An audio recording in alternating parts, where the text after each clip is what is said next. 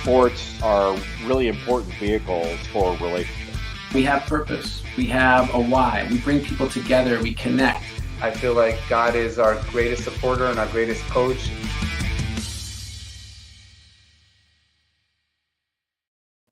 Welcome to Rabbi on the Sidelines. This is Rabbi Sherman from Sinai Temple.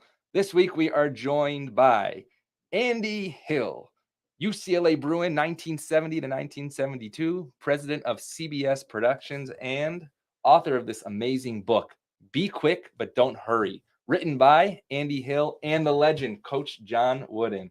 Andy, it's so great to have you. Thanks for joining us this morning. Wonderful to be with you. I'm a Sinai Temple Bar Mitzvah alumni, 1963, long before you were born. Oh, we're going to go downstairs after and make sure you chant your Haftarah as well. But we have lots of sports and faith to chat together about. And I read this book many months ago, Be Quick But Don't Hurry, an amazing, amazing story about the reconnection with your coach and his pyramid of success. But it really took on a different meaning, especially this week with anti-Semitism in the world and specifically within the basketball world of Kyrie Irving and the NBA. And when you have the title of Be Quick But Don't Hurry, it seems like a lot of us are very quick and hurry a lot to make sure we put out that tweet that's probably going to irk people the wrong way. So take that title and maybe put it into context of what's happening in the world of sports today. Well, obviously, Rabbi, what's happening with Kyrie is very, very serious. And, I am somewhat puzzled that the league has had so little response. The players have had virtually no response. I was pleased. I wrote to two journalists right when this happened. I mean, when you say be quick, don't hurry, this was clear, Rabbi. This was not a close call. This was not a judgment call. This was clear and terrifying to me. I grew up at Sinai Temple in the 50s and 60s. Mm-hmm. I was taught that this is something to be deeply afraid of. And so I wrote to two journalists. One, Kareem Abdul-Jabbar, a Muslim, mm-hmm. who wrote a fantastic column and was the first one, really the second one to do so about Kyrie. And the other one, who I won't name, was a Jewish journalist who I never heard back from. Mm-hmm. The commissioner of the NBA is Adam Silver, who I greatly admire, a Jew. Why is it okay to be this critical of people who say things that are racist or homophobic, but somehow anti-Semitism, which, by the way, we have historical proof of the devastating impact, Rabbi, the devastating impact, millions of our fellow Jews perished. So actually, when you asked, be quick, but don't hurry, that was something I actually responded to relatively quickly. Mm-hmm. But at the same time, I'm 72 years old. So my version of relatively quickly is within 24 hours. And I think that part of what you're speaking to is the instant notion of response. So you don't really think about it, just send it out. Mm-hmm. And of course, the deeply questionable, it doesn't really mean I support it just because I sent it out, which is just nonsense. And Kyrie deserves to be suspended, in my opinion. And, the lack of league action, I don't understand. But yes, I think that the hurry of contemporary life does lead people to make mistakes and press and send before they give it a second thought. So actually, I was just on the show Inside the NBA with Ernie Johnson and Charles Barkley. As you saw, Charles Barkley called for his suspension, and Ernie Johnson said, yes, when you put something on social media and you are quick to do that, then you have promoted something. But what your Coach John Wooden, speaks about are two words, and it's love and balance. I want to share this video of Coach Wooden speaking many years ago, and he talks about what balance means and how we can find that love along with balance. Balance. Physical, mental, moral. That is important. I think in life there's two important words. Maybe we only need the one, and that's love, of course. That's the most important. If we all truly had it the way we should have it, there'd be no need for anything else, but we don't. So I say love and balance. What would John Wooden say today with love and balance of what's happening right now? You know, Rabbi, I think about that a lot, and I wish I knew. I think it would be deeply upsetting to him to see how we've been torn apart in this way. He was certainly someone who spent his life bringing people together. And, you know, as I'll share it with you, I've said it to many people. There's nothing better than a good Christian. They're just hard to find. And John Wooden was a really good Christian. And so this pyramid of success that most athletes know, when you look at this, there are words like self-control, initiative, cooperation, friendship, industriousness. When I really looked at it, I circled what's on the top of the page right here, and it's faith, and in parentheses, through prayer. What role does faith have in what we're seeing right now? But really take us back to this pyramid of success, and what role did faith have in your journey to UCLA, during UCLA, when you had, I don't want to say challenges, but, you know, not necessarily the Bill Walton career, and then faith leading to the amazing career you had at CBS. Wow, what do we have? Like about 4 hours for this? Yeah, it's like Yom Kippur. We're here all day. That is really. I'm going to have to fast. I don't have any food with me. You know, it's been an interesting journey, honestly, from my bar mitzvah in 1963 to today. You know, I played basketball in Israel for 8 or 9 months after I graduated, and you know, have kids who've been bar mitzvahed and grandchildren who've been bar mitzvahed now and bat mitzvahed. And certainly, I think it was a stabilizing force for me for many, many years. But honestly, Rabbi, I'm deeply saddened by the fact that when I sit back at 72 and look at the world, religion seems to actually be what's tearing us apart. That's why my earlier comment, there's nothing better than a good Christian. They're just difficult to find.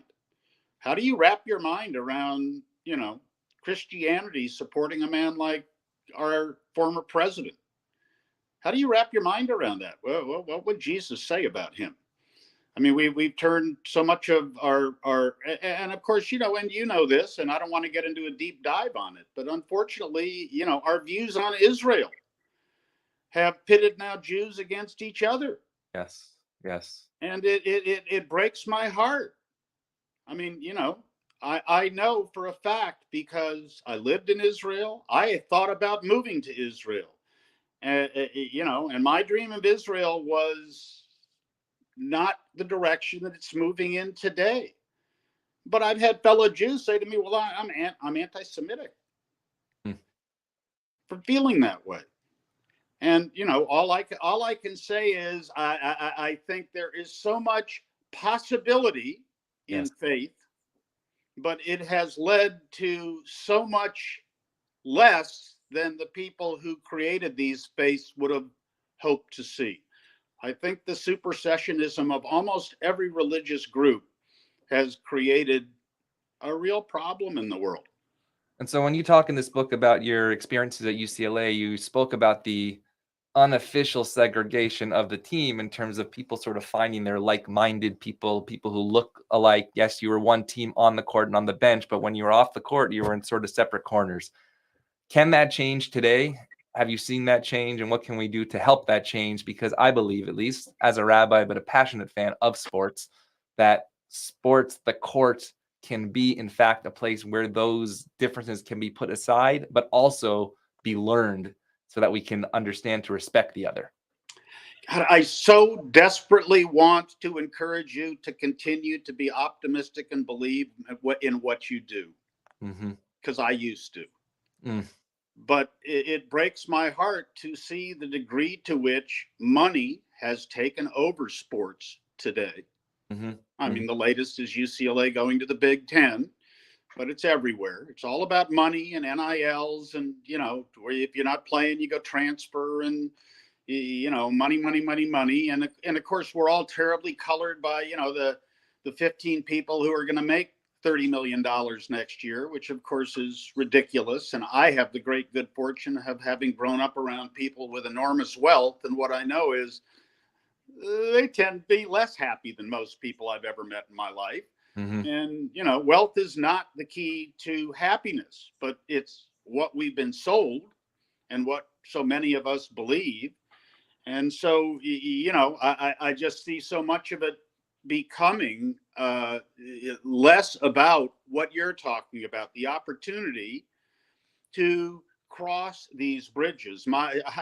Because I played basketball, Rabbi, some of my closest friends in the world are African American. Yes. The closest friends I have in this world. And if I hadn't played basketball, the chances of that are zero. Mm-hmm. Mm-hmm. So it speaks to what your desire is. It speaks to what your hope is. Mm-hmm. But, I don't know that I see that much of it in the world.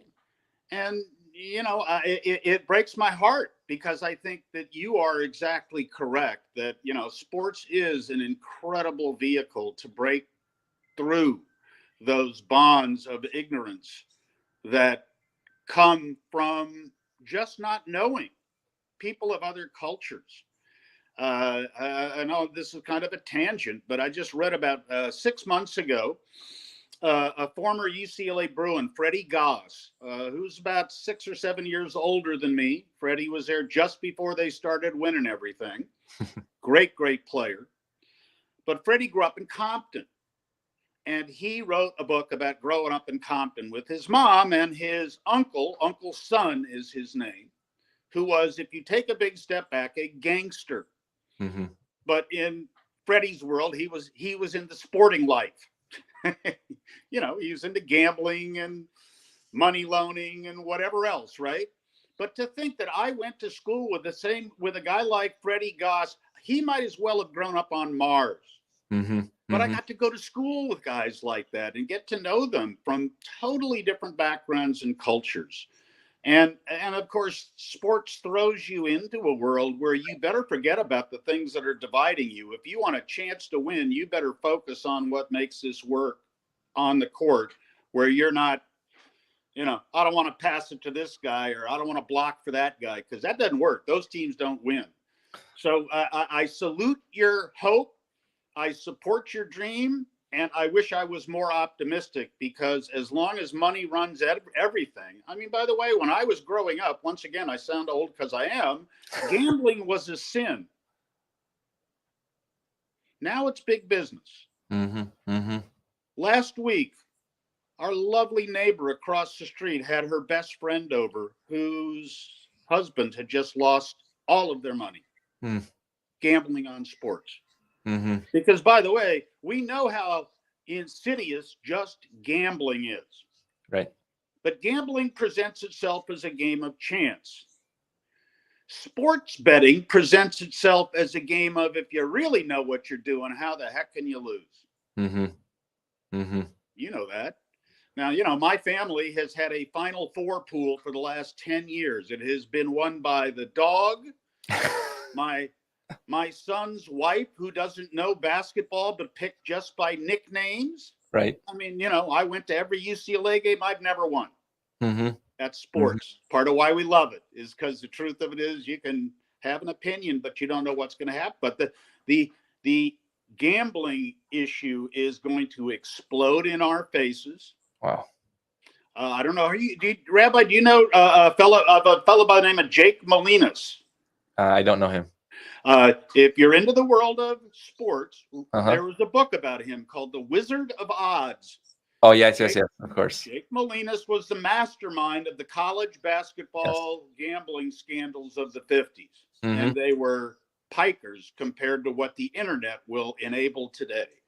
And so I'm just saying, once again, this is going to drive sports. When they come to you and say, I want you to help me, I'm a gambler. Mm-hmm. They don't come to you and say, Rabbi, I want you to lose the game. Mm-hmm. Mm-hmm.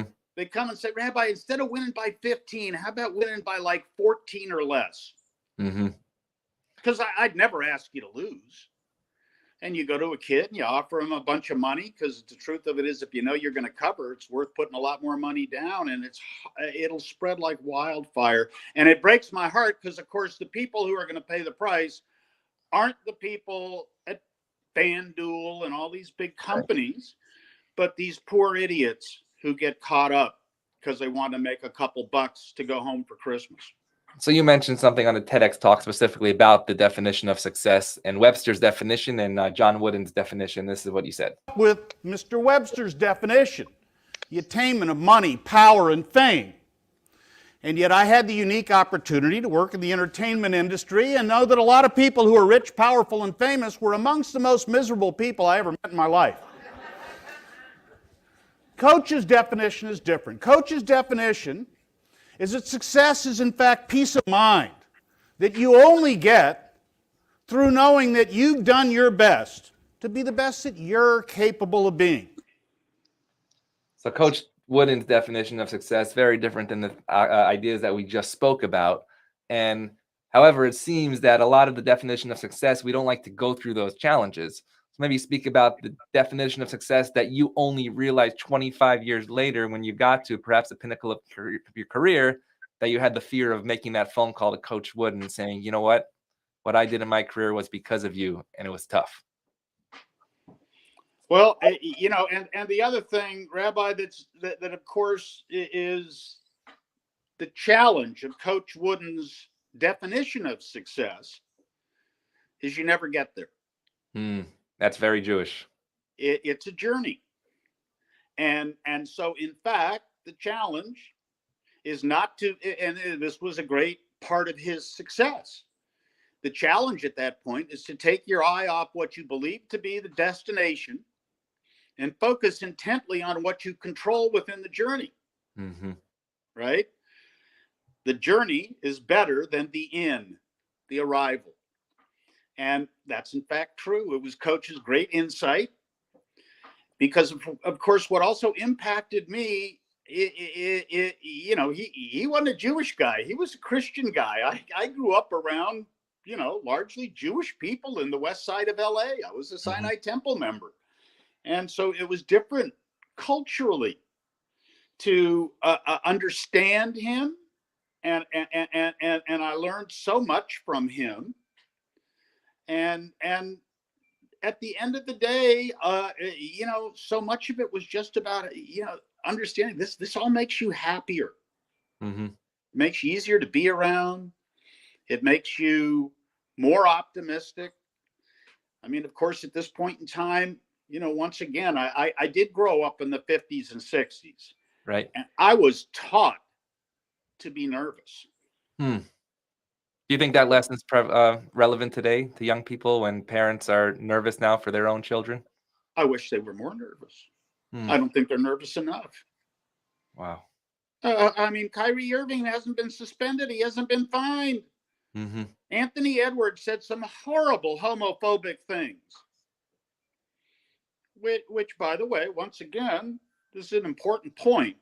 The great Tim Hardaway was kept out of the Hall of Fame for many, many years. But once he finally got in, he said something important that people don't like to talk about, which are those things that he said that kept him out of the Hall of Fame. He learned in church on Sunday morning. We need to talk about that. When we see the anti-Semitism here that's bubbling up, Rabbi, they learn it in church.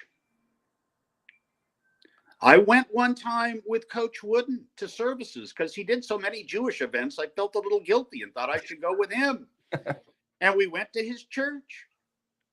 And it was out in the valley, 4,000 people, a rock band, big screen TVs. It was quite a production. And there I was, the Jew in the church. And they read from Acts, where Jesus went to the temple. And he wasn't well received in the temple because, of course, he went to the temple to say, I'm the Son of God, which wasn't what we believed. And it felt very scary to be in that church because they were being taught that their Lord was not well received by my people.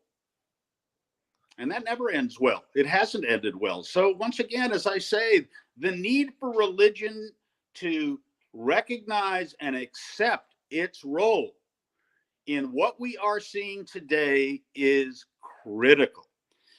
I'm sure you've read Constantine's Sword. I wish more people did. to understand how deeply ingrained within the church this anti-Semitism has always been historically. And so when we talk about multi-faith, because I'm passionate about bringing multi-faith leaders specifically around the sports world together, and I just quoted this to Charles Barkley the other day. Rabbi Jonathan Sachs of blessed memory speaks about the dignity of difference, that there's a unity of God up there, but we have a diversity of how we worship. And we have a choice that can either be destructive or respectfully unified. And so I don't use the word interfaith anymore. I use the word multi-faith because I need to respect how one worships, and I want somebody to respect how that worships me as well. Again, I go back to that same question because I'm sitting at this desk as a rabbi, not as an expert in sports, but as a kid who grew up also playing sports, who have great friends today who are not Jewish, who are not of the same race, because of the baseball field and the basketball court.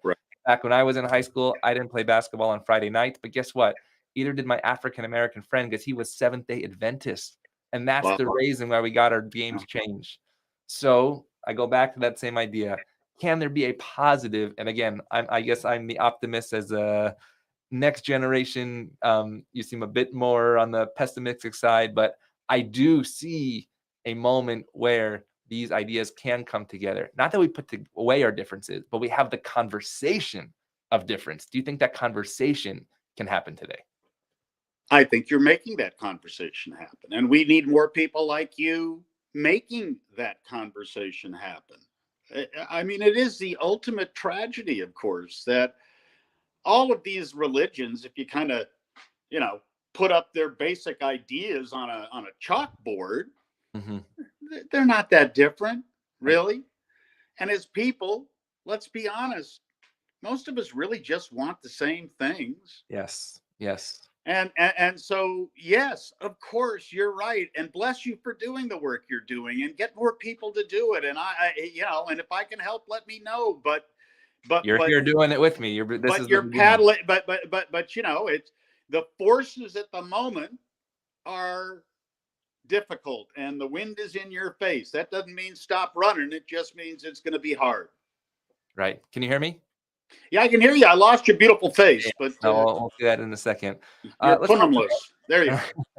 Into the entertainment world, because you worked on the show Touched by an Angel, which was obviously a legend, and it's about faith and family, and it goes right into the pyramid of success. Take the faith world into the entertainment world, and is there something that you saw that was either different or the same in that journey of yours? Well, what interesting in a way, because it was really very totally in line, Rabbi, with everything you're trying to do. I mean, it was in fact probably the show I had more influence over than any other show I ever got or helped to get onto TV. And, I thought the biggest insight was, God, we sort of all believe in God. It's just when we put on our jerseys that we start fighting with each other. Why don't we just do a show about believing in God, about believing, about a sense of belief? And of course, the other thing that I kind of used as an ongoing, you may not be aware of this, but on network TV, which is fast disappearing, it used to be the theory that you needed to repeat your pilot 6 times. Because that's how many times you had to run it before the whole audience had a chance to sample the show. So your first 6 episodes, you kind of had to restate your premise. And my ongoing advice was simply this: put a rabbi, a priest, an imam, and a monk on a couch and show them the show. I want to know they're all happy. Love it. And that's really what you're talking about, isn't it? It absolutely is. I will say, of course, I spent my life as a motivational speaker running into so many people who made presumptions about me and my faith based on Touched by an Angel. They were all wrong. I mean, it was always difficult to say, I hope I'm not disappointing you, but I'm in fact Jewish. Because, of course, I thought they all should know. I mean, once again, they should know because what you're trying to do is important. And it people of faith to realize that they're in the same business and they need to cooperate. And I really think it's important to make that distinction that I believe a person of faith is a person of humanity, and that every person that walks in these doors here at Sinai Temple, whether it's a bar mitzvah, whether it's a birth of a child, whether it's the loss of a loved one, they're all searching, as you said, for that idea of belief. What it looks like may look a little different for everybody, and the same thing cross-denominationally, cross-multi-faith as well. And we each come with something individual. And you spoke in the book about, for instance, your own journey with your challenges with your father and alcoholism, and sort of looking for that as well. So when somebody walks through a gymnasium, a stadium, or watches a TV show, or in a sanctuary, they're all looking for something different. They're all looking for something different, but they're trying to get the same thing. And so how do you preach, especially as you just said, the priest, the rabbi, the imam on the same couch? How do you have one message for many people in your business of CBS? Well, I think sort of just congregating around that core message, the golden rule, do unto others. The Lord helps those who help themselves, and, have faith, have a belief. And, I just think that that kind of resonates for everyone. And in terms of John Wooden and his messages, do you think that there can be another John Wooden today? Is there that person that can blend different people together for that same message of balance and love? I hope so. Mm-hmm.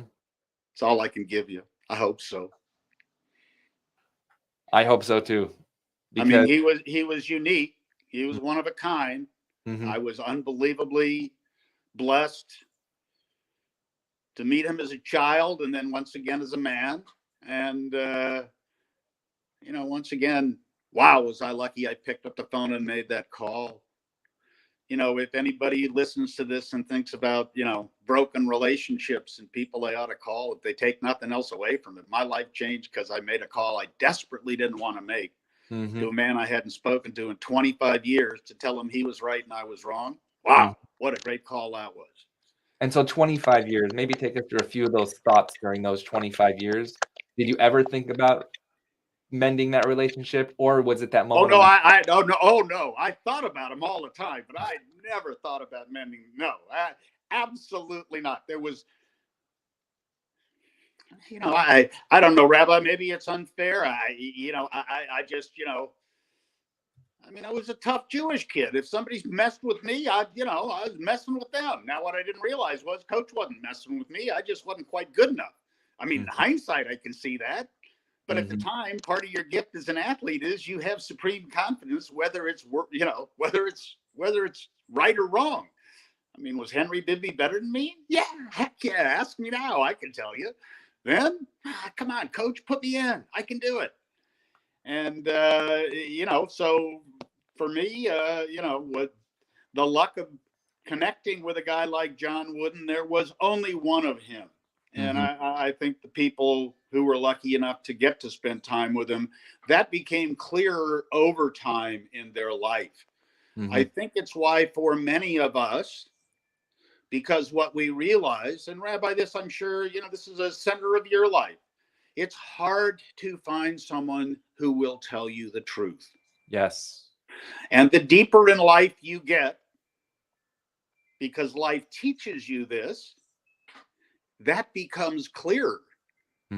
As more and more people disappoint you and they turn out not to be trustworthy. And one thing you knew about Coach, he'd look you in the eye and he'd tell you the truth. And so for many of us who went back to him, because he wasn't really warm and fuzzy when we played for him, he was warm and fuzzy later. And so for many of us, when we went back to him, it was actually at a low point in our life. Oh, wow. And by the way, this is a pattern that became clear to me as I was writing the book. I didn't really understand it initially. But I've been fired by the lovely and talented Leslie Moonves, back in the news today, spending millions of dollars for lying and cheating, but whatever it took to get me to call John Wooden, if it took Leslie Moonves firing me, if it took Leslie Moonves firing me, Rabbi, the worst thing that professionally ever happened in my life. And the last time I saw him, you know what I did? I thanked him. I was at a friend's wedding, and I walked across the room, and I'm sure he was looking at me thinking, is this guy going to hit me in the nose? And I thanked him. Because one thing I know and I accept and believe powerfully is that's part of what got me where I am now. I like where I am. You can't take cards out of the deck. Don't I wish I hadn't gone to this party, or I hadn't dated this guy, or I hadn't done. No. Don't reshuffle. It's a whole new hand. And you actually say in the book regarding the not reshuffling, magnify your blessings more than your disappointments. How can we do that today when we're so pessimistic about what's happening? Wow, what a great question. And I must say, in a strange way, Rabbi, I hope no one is offended by this. That was sort of new information to me as a Jew. Magnify your blessings. That's not the way I really grew up. Right.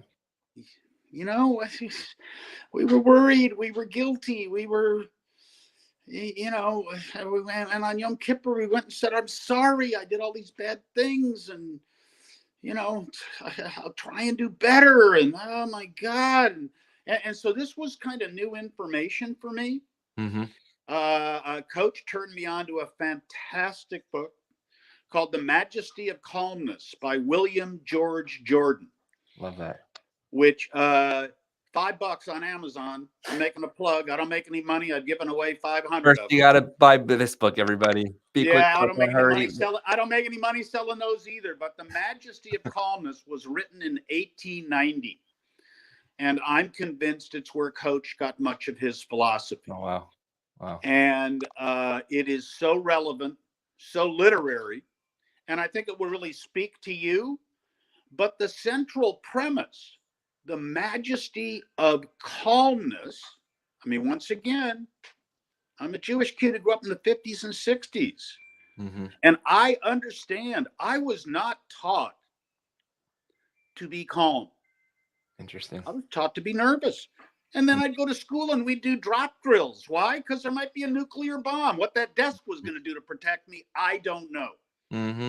Confused me at the time as well, which only made me more nervous because I knew that desk would protect me. The heck, right? So I got this information later in life.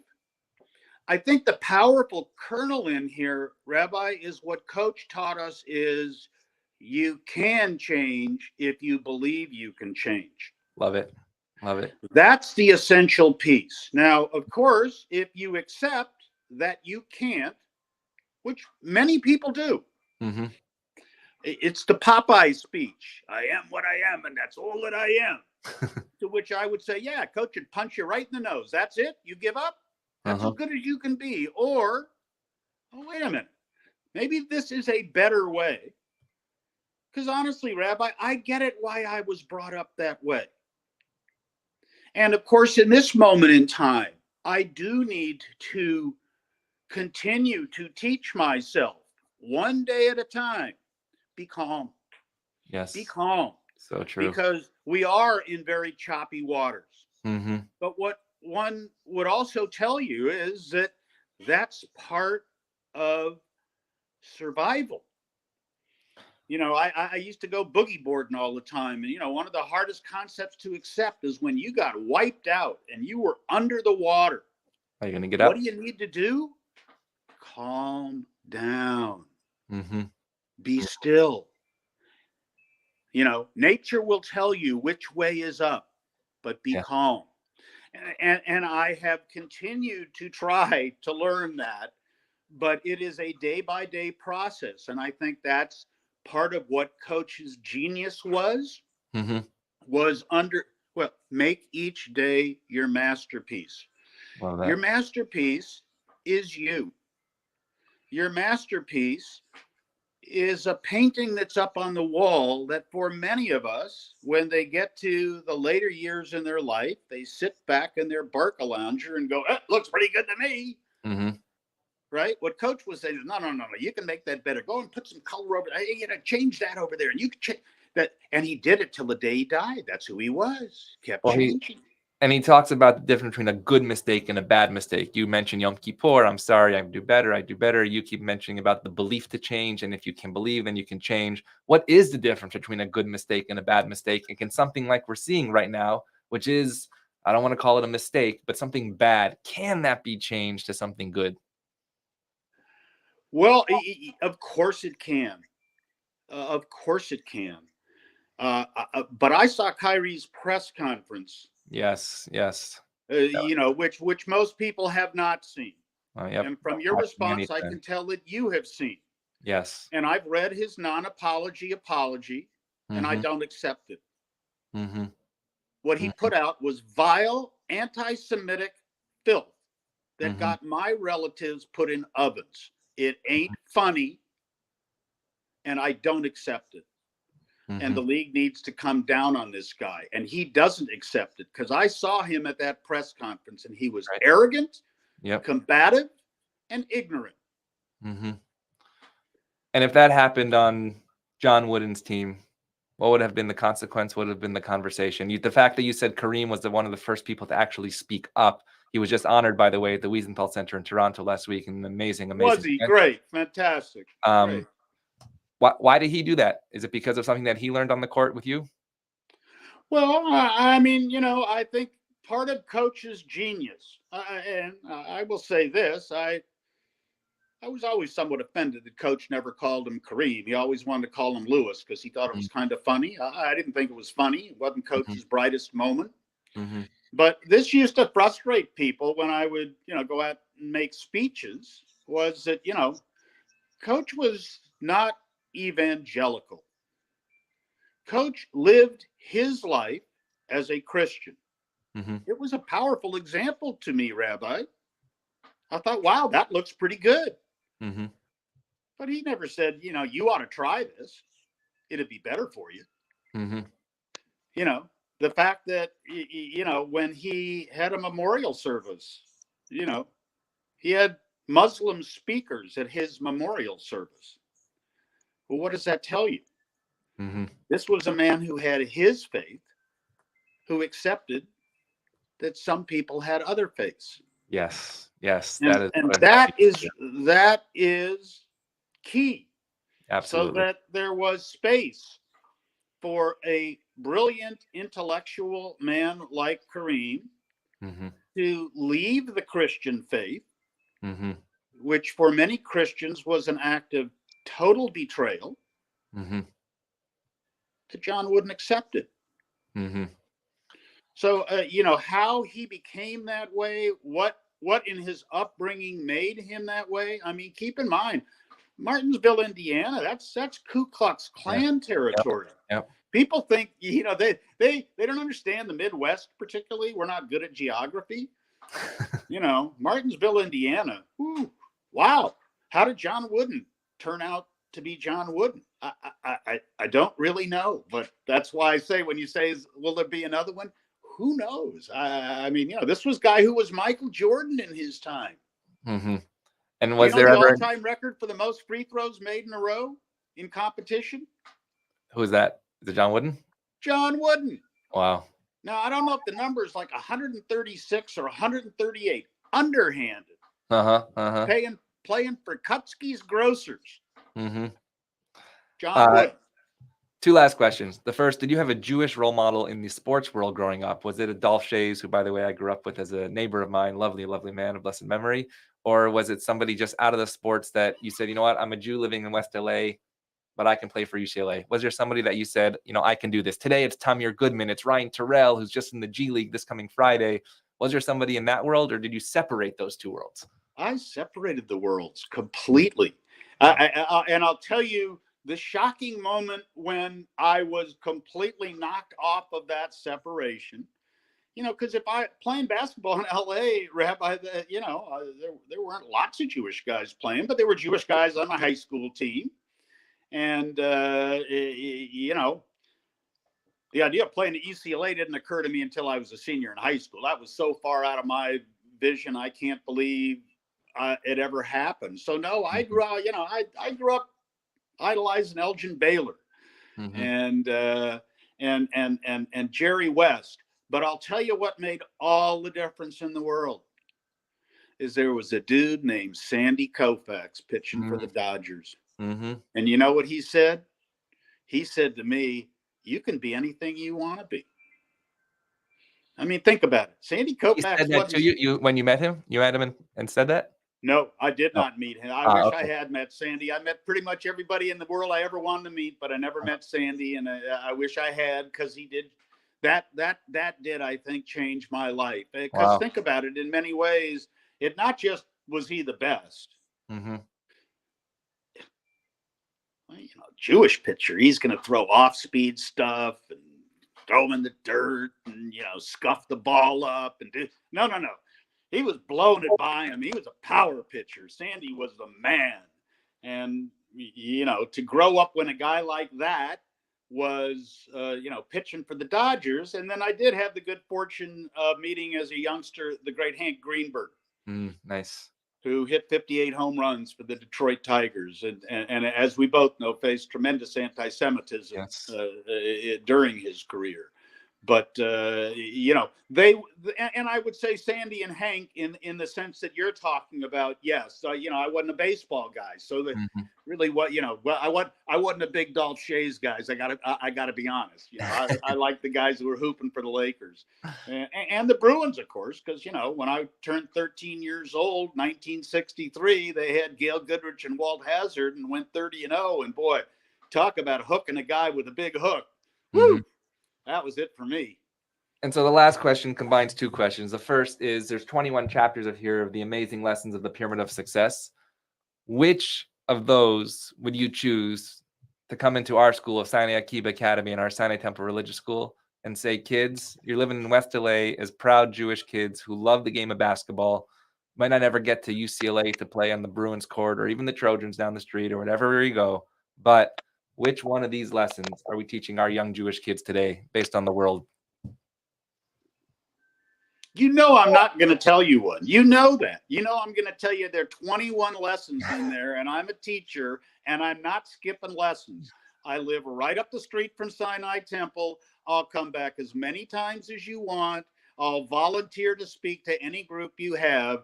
There are 21 lessons, Rabbi. You don't read one Haftorah. You keep going. I love that. I love that. It's John Wooden. You either take it all or don't start. And that is such an important lesson here on Rabbi on the Sidelines. That's why we do this every single week, speaking to so many different people in the sports world, in the faith world, because as you knew, as you joked with me last night when I sent you 20 questions, you said it's 8 hours, but one question leads to so many different questions that I didn't even know that I had in my mind. And so, Andy Hill, we are so thrilled for you to be a guest on Rabbi on the Sidelines. Make sure you grab a copy of this. Be Quick, But Don't Hurry by Andrew Hill and John Wooden. Truly an amazing, not just a guest, but as we like to say here, a wonderful mensch. Andy, it's so great to have you, and we look forward to seeing you soon. Rabbi, a pleasure. Give me a shout. I'll buy you lunch. Amen. Thanks. Have a great day, everybody. Hello.